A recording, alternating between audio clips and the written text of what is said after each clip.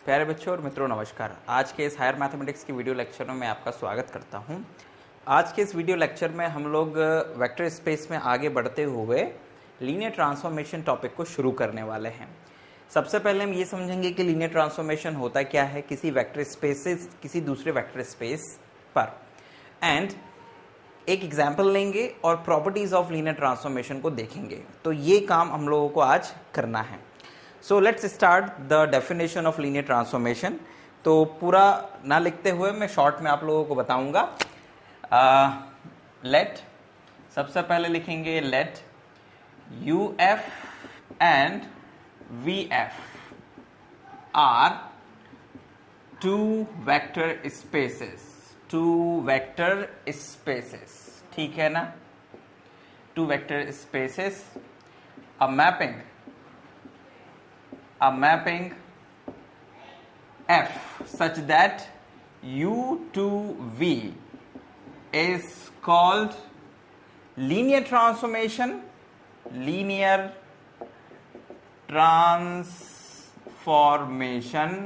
transformation of U into V if दो conditions हैं बच्चों, यानी कि आपके पास में दो वेक्टर स्पेसेस हैं U और V, और एक मैपिंग है जो कि U से V में है, ठीक है ना। तो इस मैपिंग को हम लोग लीनियर ट्रांसफॉर्मेशन कहेंगे। U से V में, हिंदी में इसको कहते हैं रैखिक रूपांतरण। तो इसको रैखिक रूपांतरण या लीनियर ट्रांसफॉर्मेशन कहेंगे यदि f of x plus y is equals to fx plus fy, and number 2 f of ax is equals to afx, ठीक है ना। जहां पर ये जो x y हैं ये बिलोंग कर रहे हैं किस में, u में, और ये जो a है ये बिलोंग कर रहा है फील्ड में, मतलब एक स्केलर है। और डेफिनेटली जो fx हैं और जो fy है वो किसके एलिमेंट होंगे, वो v के एलिमेंट होंगे, मतलब कि कोडोमेन में चले जाएंगे, ठीक। तो अगर कोई मैपिंग इन दो कंडीशंस को सेटिस्फाई करती है बच्चों, तो हम उस मैपिंग को कहते हैं लीनियर ट्रांसफॉर्मेशन या रैखिक रूपांतरण दो वेक्टर स्पेस से। इससे लीनियर ट्रांसफॉर्मेशन को कभी कभी वेक्टर स्पेस होमोमॉर्फिज्म भी कहते हैं बच्चों। होमोमॉर्फिज्म, जैसे ग्रुप में होमोमॉर्फिज्म होता है वैसे ही वेक्टर स्पेस में इसको लीनियर ट्रांसफॉर्मेशन के नाम से जाना जाता है। तो ये हो गई बच्चों डेफिनेशन किसकी, लीनियर ट्रांसफॉर्मेशन की। इन दोनों कंडीशंस को क्लब करके कभी कभी कुछ ऑथर्स एक ही कंडीशन बना के लिख देते हैं, और वो कंडीशन कुछ इस तरह से होती है कि f of ax plus by is equals to a fx plus b fy। तो कभी कभी कुछ ऑथर्स जो है वो इस तरह से भी इस कंडीशन को लिखते हैं, दोनों की जगह एक कंडीशन बना दी जाती है। मतलब इस कंडीशन में एडिशन ऑफ वेक्टर्स के साथ स्केलर मल्टीप्लिकेशन भी साथ में ले लिया जाता है, क्योंकि होमोमॉर्फिज्म या लीनियर ट्रांसफॉर्मेशन और कुछ नहीं है बच्चों, केवल ऑपरेशंस का खेल है। अगर आप ध्यान से देखें तो दो वेक्टर्स के सम का transformation is equals to sum of their images, मतलब उनके प्रतिबिंबों का योग है। और यहां पर क्या है, स्केलर मल्टीप्लिकेशन है x में, उसका लीनियर ट्रांसफॉर्मेशन आपने लिया, तो this is equals to the multiplication of the scalar with the image of x, यानी कि उसके प्रतिबिंब के साथ में मल्टीप्लाई हो जाता है। तो वास्तव में ये जो एडिशन ऑफ वेक्टर्स है u में और scalar multiplication of vector in u है, वो का वही प्रिजर्व हो जाता है किसमें, v में। यानी v में वो प्रॉपर्टी एज इट इज बन जाती हैं इमेजेस के केस में भी, और ऑपरेशन तो फिर वही रहेगा क्योंकि दोनों वेक्टर स्पेस है। तो इसको कहते हैं बच्चों हम लोग लीनियर ट्रांसफॉर्मेशन।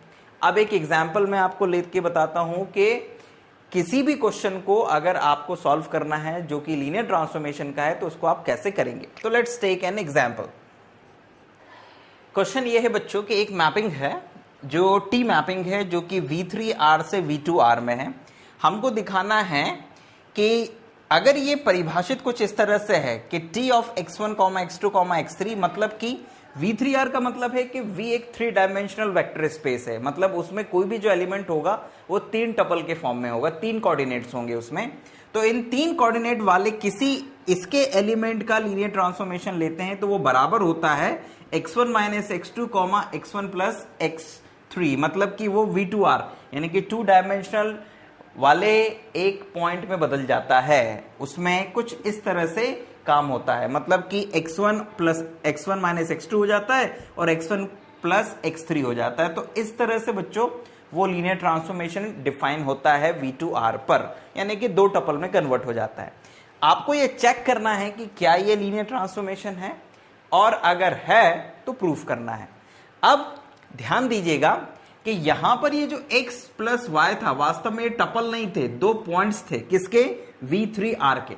तो आपको अगर ये चीज कंडीशन सेटिस्फाई करवानी है तो पहले आपको 2 पॉइंट्स लेने पड़ेंगे V3R के, और फिर उनके ऊपर ये कंडीशन लगानी पड़ेगी और आपको ये लेकर आना पड़ेगा, एक तरह से देखा जाए तो जरा ध्यान दीजिएगा। सबसे पहले आप लिखिएगा लेट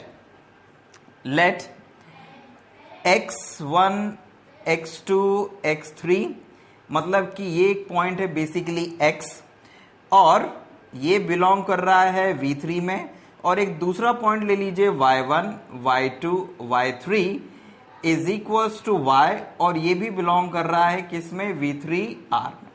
नाउ अब इन दोनों पॉइंट्स की आप इमेज लीजिए, यानी कि t of x plus Y is equals to वास्तव में t of x plus Y का मतलब क्या है बच्चों? अब एक तरह से x भी एक टपल है, y भी एक टपल है, तो ये वास्तव में ये ऐसा है x1 x2 x3 plus y1 y2 plus y3, ठीक है। तो आपको ये पता है कि जब 2 टपल्स ऐड होते हैं, सॉरी यहां पर प्लस नहीं आएगा, यहां पे कॉमा आएगा, y1 y2 y3। तो आपको ये पता है कि जब 3 डायमेंशनल स्पेस के 2 पॉइंट सब ऐड होते हैं तो x कोऑर्डिनेट x में, y y में और z z में। तो जब आप इन दोनों टपल्स को ऐड करेंगे बच्चों तो आपको मिलेगा x1 plus y1 comma x2 plus y2 comma x3 plus y3 comma. तो इस तरह से बच्चों आपको ये पॉइंट मिलेगा। अब x1 x2 x3 का काम कौन कर रहा है? ये x1 का, ये x2 का, ये x3 का, इसके अकॉर्डिंग। तो अब जब आप इस एक 3 टपल पॉइंट की t इमेज लेंगे तो आपको इज इक्वल्स टू में क्या मिलेगा? आपको मिलेगा x1 माइनस x2।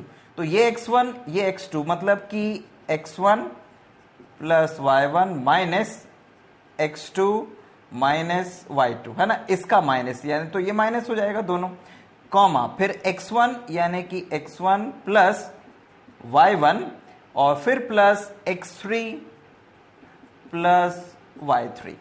तो आपको मिल गया कुछ इस तरह से। अब जरा ध्यान दीजिएगा बच्चों, अब इसको रीअरेंज करिए इस रूप में। तो इसको जब आप अरेंज करेंगे तो आप इसे लिख सकते हैं x1 minus x2 plus y1 minus y2, है ना, x1 minus x2 plus y1 minus y2, आपने इसको रीअरेंज करके ऐसा लिख दिया। फिर इसी तरह इसको लिखिएगा x1 प्लस x3 और प्लस y1 प्लस y3। अब जिस तरह से आपने इन टपल्स को ऐड करके ये लिखा था, आप उसी तरह से इन टपल्स को, ये 2 कोऑर्डिनेट वाला एक पॉइंट है तो इसको तोड़ दीजिए 2 पॉइंट्स में, तो ये कुछ इस तरह से टूटेगा। Look at that, x coordinate x के साथ चला जाए, x कोऑर्डिनेट y के साथ आ जाएगा, और ये वाला x कोऑर्डिनेट इसके साथ में चला जाएगा, क्योंकि ये 2 अलग अलग पॉइंट्स थे। तो इसको हम लोग लिख देंगे x1 minus x3 comma x1 minus x2 comma x1 plus x3, ये bracket, plus y1 minus y2 comma y1 plus y3। क्योंकि ये देखिए आपने इसको मतलब इस पॉइंट को क्या कर दिया, 2 पॉइंट्स के सम में तोड़ दिया, और यहां पर ये x1 माइनस x2 आया, कॉमा फिर ये दूसरे टपल का ये y कोऑर्डिनेट आ गया x1 plus x3 plus y1 minus y2 comma y1 plus y3 आ गया। ये दूसरा आ गया। और जब आप इनको ऐड करेंगे तो फिर वही भाई, ये 2 डायमेंशनल पॉइंट्स हैं, दोनों 2 डायमेंशनल स्पेस के पॉइंट्स हैं। तो x कोऑर्डिनेट x में जुड़ेगा, y कोऑर्डिनेट y में जुड़ेगा, तो वापस ये आ जाएगा। तो इसको तोड़ के हमने इसको लिख दिया। अब ये क्या है वास्तव में, जरा ध्यान से देखिए। तो अगर आप इसको ध्यान से देखें तो ये x1 minus x2 comma x1 plus x3 को आप क्या लिख सकते हैं, इसको आप लिख सकते हैं this is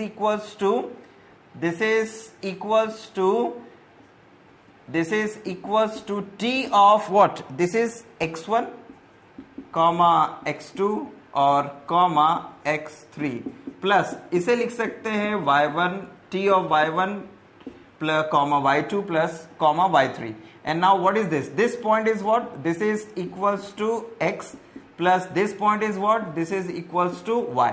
So t of x plus y is equals to आ गया आपके पास में t of x plus ty. अब एक condition of t of ax, तो दिस इज ऑफ t, फिर यहां बड़ा ब्रैकेट a लिखिए, x1 x2 x3 and this is equals to what? This is t of ax1 comma ax2 comma ax3. ये इस तरह से चला जाएगा। अब जैसे ही a का अंदर मल्टीप्लाई कर दिया तो ये x कोऑर्डिनेट, ये y कोऑर्डिनेट, ये z कोऑर्डिनेट, तो अब आप इस पे ऊपर t का रूल लगा दीजिए। तो दिस इज इक्वल्स टू, ये किसके equal, this is ax1 plus ax2 comma ax1 sorry यहां माइनस आएगा, माइनस a ऑफ x3, ये ब्रैकेट। अब जरा ध्यान दीजिएगा कि पूरे के पूरे टपल में x कोऑर्डिनेट और y कोऑर्डिनेट दोनों में ही a का मल्टीप्लाई है, तो यहां से a बाहर निकाला जा सकता है। So this is equals to a of x1 minus x2 comma x1 plus x3। इसका मतलब ये नहीं है कि आपने कॉमन निकाला है, नहीं, क्योंकि x कोऑर्डिनेट ये यहां पर ये पूरा का पूरा एक तरह से x कोऑर्डिनेट है, ये y कोऑर्डिनेट है 2D में, तो x कोऑर्डिनेट में भी a का मल्टीप्लाई हो रहा था, y कोऑर्डिनेट में भी a का मल्टीप्लाई हो रहा था, तो इसका मतलब है कि पूरे के पूरे पॉइंट में ही a का मल्टीप्लाई था। सो दैट्स व्हाई आपने ऐसा लिख दिया। So this is equals to a of tx, तो ये आ गया a ऑफ tx के, यानी कि लीनियर ट्रांसफॉर्मेशन की जो कंडीशंस थी इस पर्टिकुलर ट्रांसफॉर्मेशन के केस में संतुष्ट हो रही हैं। तो आप यहां पे लिख सकते हैं hence t is linear transformation. Okay, t is linear transformation. तो इस तरह से बच्चों आप लोग कंडीशन चेक कर सकते हैं किसी भी लीनियर ट्रांसफॉर्मेशन के लिए, और आपको कोई न्यूमेरिकल क्वेश्चन मिल भी सकता है। और इस तरह के कई सारे क्वेश्चंस जो होते हैं लीनियर ट्रांसफॉर्मेशन के कि ये है कि नहीं है, आपको नेट में, गेट में और किसी भी कंपटीशन एग्जाम में मिलेंगे। तो एक बेसिक अप्रोच जरूर होनी चाहिए कि हमें कैसे इस तरह के क्वेश्चंस को सॉल्व करना है। तो आप चाहें तो 1 से 2 न्यूमेरिकल क्वेश्चंस लगा के देख लीजिएगा अपनी बुक से, ताकि आपको एक कॉन्फिडेंस डेवलप हो जाए कि हाँ लीनियर ट्रांसफॉर्मेशन के क्वेश्चंस को करना कैसे है। Clear? Now we are moving to the properties of linear transformation. Properties हम लोग चेक करते हैं। अच्छा, एक क्वेश्चन है, मैं आपको बोल देता हूं, इसको आप लोग कर लीजिएगा कि अगर t of x1 comma x2 comma x3 बराबर x1 का स्क्वायर प्लस x2 का स्क्वायर प्लस x3 का स्क्वायर हो तो ये लीनियर ट्रांसफॉर्मेशन है कि नहीं है।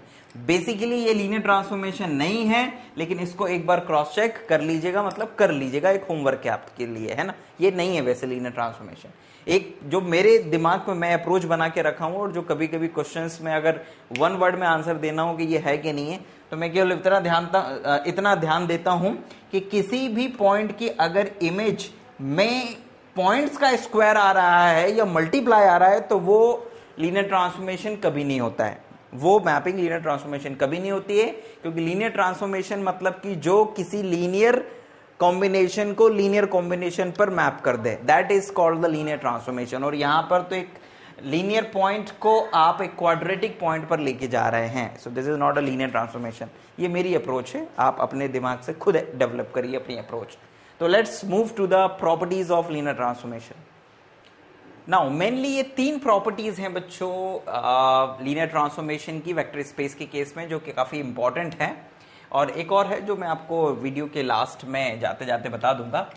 तो तीन जो मेन प्रॉपर्टीज हैं आपके पास में, एक लीनियर ट्रांसफॉर्मेशन है u से v पर, जिसमें आपको प्रूफ करना है कि f0 is equal to 0 dash, जहां पर ये जो 0 डैश है ये आइडेंटिटी एलिमेंट है v का, और जो 0 है वो आइडेंटिटी वेक्टर है u का बेसिकली।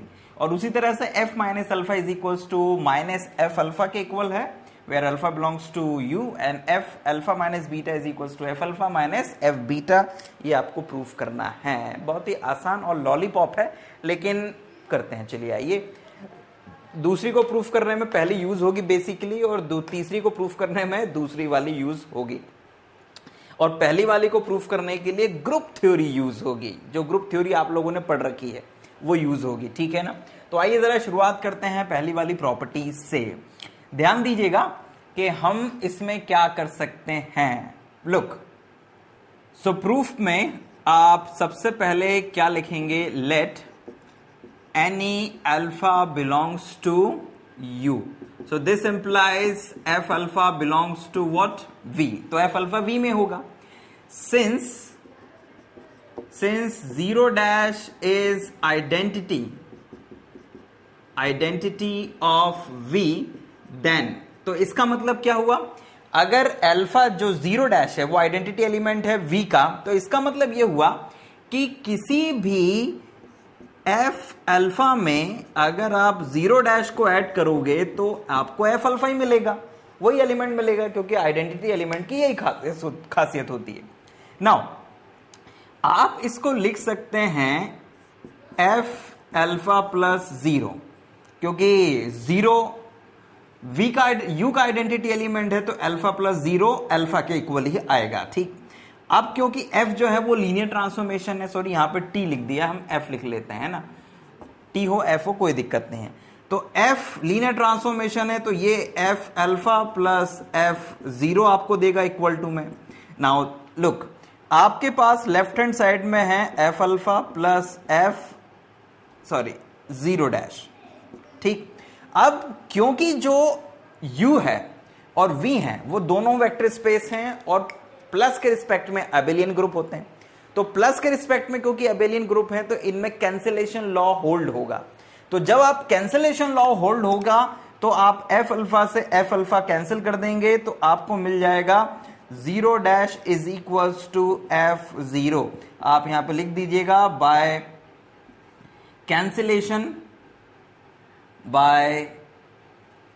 कैंसिलेशन लॉज इन v, क्योंकि v के एलिमेंट्स है ना ये सारे, तो आपने v के कैंसिलेशन लॉ का यूज करा तो f अल्फा से f अल्फा कट गया, तो f0 बराबर कितना आ गया, 0 डैश। यहां पर कैंसिलेशन लॉ आपको लिखना पड़ेगा कि आपने कैंसिलेशन लॉ यूज करा है। तो ये जो पहली वाली प्रॉपर्टी थी ये बिल्कुल लॉलीपॉप थी, जिसमें कि आपको ये यूज करना है, फिर इसके बाद अल्फा को f अल्फा प्लस 0 और f अल्फा प्लस f0 लिख देना है, because f is linear transformation.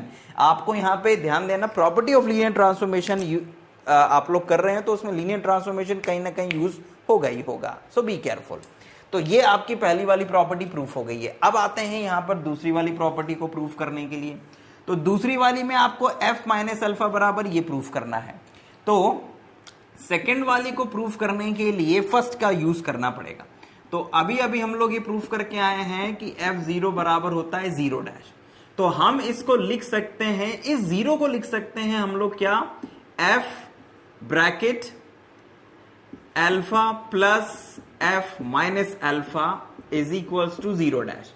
मतलब भाई क्योंकि 0 जो है वो आइडेंटिटी एलिमेंट है किसका, u का, और u एक एबेलियन ग्रुप है प्लस के रिस्पेक्ट में, तो अल्फा प्लस माइनस अल्फा बराबर 0 बिलोंग्स टू u। ये क्या होगा, एक तरह से अल्फा और अल्फा के इनवर्स को अगर उसमें ऐड कर दें तो 0 आ जाता है।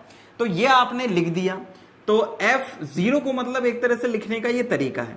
तो this implies that f alpha plus f minus alpha is equals to 0 dash, because f is linear transformation. तो आपने इन दोनों के ऊपर ये लीनियर ट्रांसफॉर्मेशन की प्रॉपर्टी लगा दी।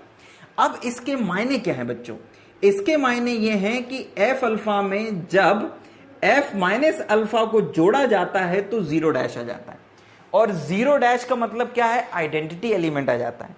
तो दो एलिमेंट्स को आप ऐड कर रहे हैं और आइडेंटिटी एलिमेंट आ रहा है, तो इसका मतलब क्या हुआ कि वो दोनों एक दूसरे के इनवर्स हैं प्लस के रिस्पेक्ट में। तो यू कैन से दैट कि एफ अल्फा इज इनवर्स या प्रतिलोम, inverse element of F minus alpha in V। तो V के अंदर क्या है, ये इनवर्स एलिमेंट है। तो प्लस के रिस्पेक्ट में इनवर्स एलिमेंट के लिए इनवर्स एलिमेंट को कैसे एक्सप्रेस करते हैं, माइनस के साथ। तो इसका मतलब ये हुआ कि f minus alpha is equals to minus F alpha. Simple सी बात है। अगर आप ये कह रहे हैं कि f अल्फा का इनवर्स ये है, तो इसका मतलब f minus alpha is equals to minus F alpha जरूर होगा, ठीक है ना। या फिर आप इसके बाद में एक चीज और कर सकते थे, आप अगर चाहें तो इसके बाद डायरेक्ट ये भी लिख सकते हैं। उसके लिए आपको कुछ नहीं करना पड़ेगा, दोनों और आप क्या करिएगा, both side minus F alpha को ऐड कर दीजिएगा। तो दोनों ओर जब माइनस एफ अल्फा को ऐड करेंगे तो ये माइनस एफ अल्फा, ये माइनस एफ अल्फा कैंसिल हो जाएगा, और इस तरफ minus F alpha plus 0 dash करेंगे तो ये बराबर में माइनस एफ अल्फा आ जाएगा राइट साइड में। तो ये आपका ऐसे भी प्रूफ हो सकता है, तो आप ऐसे भी चाहें तो कर सकते हैं। तो ये आपकी दूसरी प्रॉपर्टी भी यहां पे प्रूफ हो गई है। अब आते हैं बच्चों अपन लोग किस पे, थर्ड प्रॉपर्टी पे। तो थर्ड प्रॉपर्टी एक्चुअल में लॉलीपॉप है, थर्ड प्रॉपर्टी में कोई दम नहीं है। थर्ड प्रॉपर्टी आपको एफ अल्फा माइनस बीटा, इस अल्फा माइनस बीटा को आप लिख सकते हैं F alpha plus minus beta, है ना। ये प्रॉपर्टी आपने मतलब minus beta is equals to को आपने इस तरह से लिख दिया u में, क्योंकि u प्लस के रिस्पेक्ट में अबेलियन ग्रुप है। अब क्योंकि f जो है वो लीनियर ट्रांसफॉर्मेशन है, तो आप इसको लिख सकते हैं f alpha plus f minus beta. ये f is linear transformation, simple सी बात है। नाउ अभी आपने ये प्रूफ करा है कि f माइनस अल्फा जो होता है वो माइनस एफ अल्फा के बराबर होता है। तो this is equals to f alpha minus F beta by 2। आप ये चाहो तो लिख भी देना है ना अलग से, ये माइनस इसके। तो ये आपकी जो थर्ड प्रॉपर्टी थी ये भी आसानी से क्या हो गई बच्चों, प्रूफ हो गई। तो इस तरह से आपने जो तीनों प्रॉपर्टीज थी लीनियर ट्रांसफॉर्मेशन की उन्हें प्रूफ कर दिया है। एक चौथी प्रॉपर्टी कभी कभी आ जाती है, वैसे ये ज्यादा इंपॉर्टेंट नहीं है लेकिन बता देते हैं कि एफ ए अल्फा या A1 alpha 1 A2 alpha 2 A3 alpha 3 plus dash dash dash AN alpha n is equals to होता है AF alpha 1 plus A1 A2 F alpha 2 plus dash dash AN F alpha n, ये इसके equal होता है। ये हम लोगों को प्रूफ करना है। तो इसे प्रूफ करने के लिए ज्यादा कुछ नहीं करना पड़ेगा बच्चों, इट्स वेरी इजी। आपको बारी बारी से, क्योंकि लीनियर ट्रांसफॉर्मेशन 2 पॉइंट्स के ऊपर काम करता है, तो आपको करना क्या होगा कि एक बार में इन सब पॉइंट्स को लीजिएगा और इसको अलग लीजिएगा, तो ये टूट जाएगा, है ना, लीनियर ट्रांसफॉर्मेशन की प्रॉपर्टी से। तो ये ऐसा हो जाएगा, कैसे, दिस इज एफ ये पूरा प्लस फिर ये आ जाएगा आपका F A N alpha N. फिर लीनियर ट्रांसफॉर्मेशन है तो एन बाहर आ जाएगा, अल्फा एन अंदर ही रहेगा। फिर यहां से फिर एक पॉइंट को अलग करिएगा, आखिरी वाले को, फिर वो टूटेगा। तो मतलब एक एक करके एन स्टेप में पहले ये आएगा, फिर इसके पहले वाला, फिर इसके, फिर इसके, फिर इसके, और लास्ट में आपके पूरे आ जाएंगे। तो इस तरह से आप लीनियर ट्रांसफॉर्मेशन की प्रॉपर्टीज को प्रूव कर पाएंगे। तो बच्चों आज के इस छोटे से लेक्चर में हम लोगों ने ये समझा कि linear transformation of vector spaces क्या होता है, एक एग्जाम्पल के थ्रू उसको समझा, और उसके बाद में हमने प्रॉपर्टीज ऑफ लीनियर ट्रांसफॉर्मेशन समझा, ठीक। लेकिन इन प्रॉपर्टीज को समझने के लिए थोड़ा सा ग्रुप थ्योरी और खासकर एबेलियन ग्रुप की अप्रोच आपके दिमाग में होनी चाहिए, तो उसको थोड़ा डेवलप कर लीजिए। तो ये वेक्टर स्पेस में जो लीनियर ट्रांसफॉर्मेशन वाला टॉपिक है वो कुछ ज्यादा दम नहीं रखता है। सो आज के लेक्चर में बस इतना ही। अगले वीडियो लेक्चर में हम लीनियर ट्रांसफॉर्मेशन को कंटिन्यू करेंगे और इस टॉपिक को आगे बढ़ाएंगे। तब तक के लिए हमें आज्ञा दीजिए। बहुत बहुत धन्यवाद। जय हिंद, वंदे मातरम।